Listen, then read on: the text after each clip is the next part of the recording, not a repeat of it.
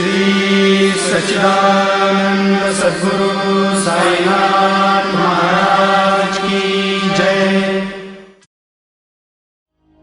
1910 ஆண்டிற்கு பின் எப்போதோ ஒரு நாள் நல்ல காலை நேரத்தில் மசூதிக்கு சாய்பாபாவை தரிசிப்பதற்காக சென்றிருந்தேன். பின்வரும் நிகழ்ச்சியை கண்ட நான் ஆச்சரியத்தால் தாக்கப்பட்டேன். தன் முகம், வாய் இவற்றை கழுவிய பின்பு சாய்பாபா கோதுமை மாவு அரைக்க தயார்படுவதில் முனைந்தார். ஒரு சாக்கை தரையில் விரித்து அதன் மேல் திருக்கையை வைத்தார்.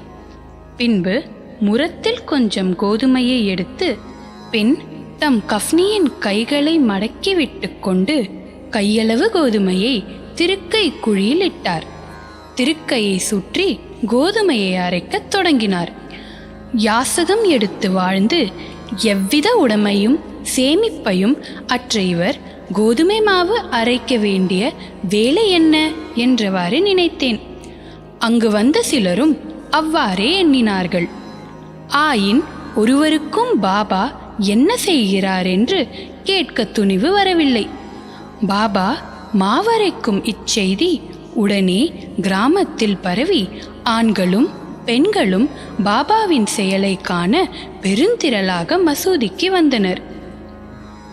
கூட்டத்திலிருந்து தைரியமுள்ள 4 பெண்கள் வலிய வந்து நுழைந்து பாபாவை ஒரு புறம் ஒதுக்கிவிட்டு வலிய குச்சியை கைப்பற்றி பாபாவின் லீலைகளை பாடியவாறு மாவரைக்க தொடங்கினர். முதலில் பாபா கடும் கோபமடைந்தார். ஆயின் அந்த பெண்மணிகளின் அன்பையும் பக்தியையும் கண்டு மிக்க சந்தோஷம் அடைந்து புன்னகை புரியலானார். அவர்கள் அவ்வாறு அரித்து கொண்டிருக்கையில் பாபாவுக்கு வீடோ பிள்ளைகளோ அன்றி கவனிக்க யாருமே இல்லையாதலாலும் அவர் யாசகம் எடுத்து வாழ்ந்தாராதலாலும் அவருக்கு ரொட்டி செய்ய கோதுமை மாவு தேவையில்லை. எனவே இவ்வளவு அதிகமான மாவை என்ன செய்வார்? ஒருவேளை பாபா அன்பாயிருக்கும் காரணத்தால் இம்மாவை நமக்கு பகிர்ந்து கொடுத்து விடுவாரோ என்றவாறு எண்ணமிட்டபடி பாடியவாறே அரைத்து முடித்து திருக்கையை ஓரத்தில் நகர்த்திவிட்டு கோதுமை மாவை 4 பிரிவாக பிரித்து ஆளுக்கு ஒரு பகுதியாக எடுத்துக்கொள்ளத் தொடங்கினர்.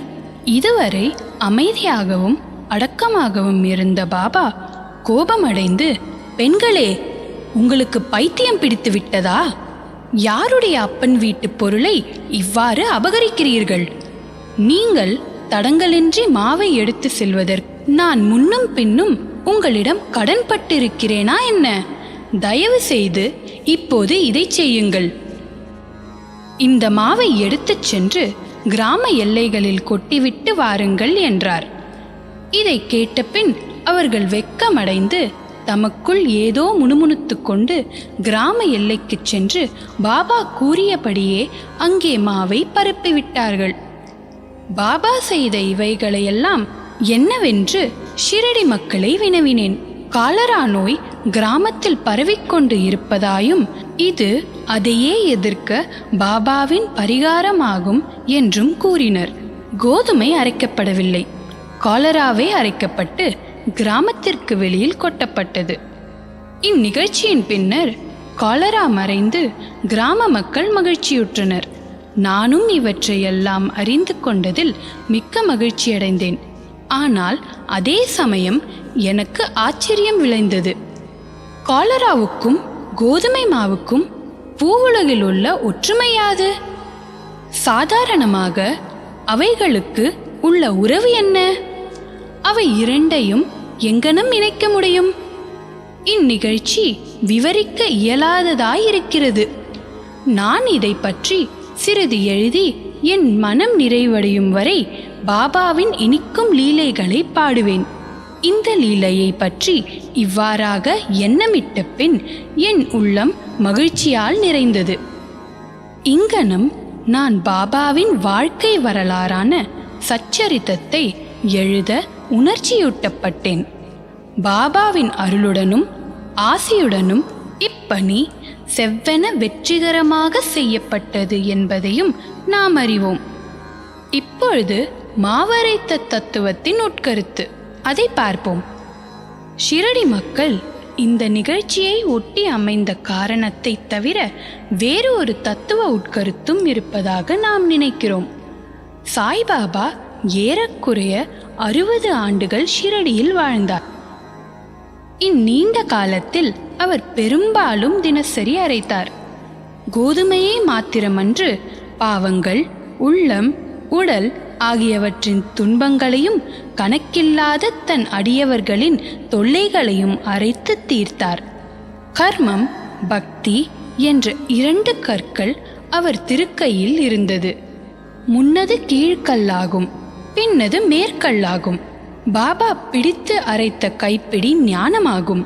சத்துவ, ராஜச, தாமச என்று முக்குணங்களை சேர்ந்த நமது எல்லா உணர்ச்சிகள், ஆசைகள், பாவங்கள், அகங்காரம் இவைகளை நிகழந்துகளாக்கி முன்னோடி வேலையாக அரைக்கப்பட்டாலின்றி ஞானம் அல்லது தன்னை உணர்த்தல் என்பது முடியாதென்பது பாபாவின் உறுதியான தீர்ப்பாகும். இக்குணங்களை தள்ளிவிடுவது அத்தகைய கடினமானது. ஏனெனில் அவைகள் அவ்வளவு நுட்பமானவை. கபீரின் ஒரு நிகழ்ச்சியை இது ஞாபகமூட்டுகிறது. ஒரு பெண்மணி சோளத்தை அரைத்து கொண்டிருந்ததை பார்த்துவிட்டு அவர் தன் குரு நிபத் நிரஞ்சனரிடம், திருக்கையில் இடப்பட்ட சோளத்தை போன்று இவ்வுலக வாழ்க்கை என்னும் திருக்கையாலே நசுக்கப்படும்போது நான் அஞ்சுவதனால் அழுகிறேன் என்று கூறினார். நிபத் நிரஞ்சர், பயப்படாதே, நான் செய்வது போல் இத்திருக்கையில் உள்ள ஞானமெனும் பிடியை பிடித்துக்கொள். அதிலிருந்து நெடுதூரம் சென்று திரியாதே, ஆயின் உட்புறமாக திரும்பு, அப்போது நீ காப்பாற்றப்படுவது நிச்சயம் என்று பதிலளித்தாராம்.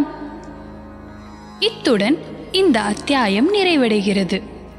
மீண்டும் அடுத்த அத்தியாயத்தில் சந்திப்போம். ஸ்ரீ சாயியை பணிக. அனைவருக்கும் சாந்தி நிலவட்டும். श्री सच्चिदानंद सद्गुरु साईनाथ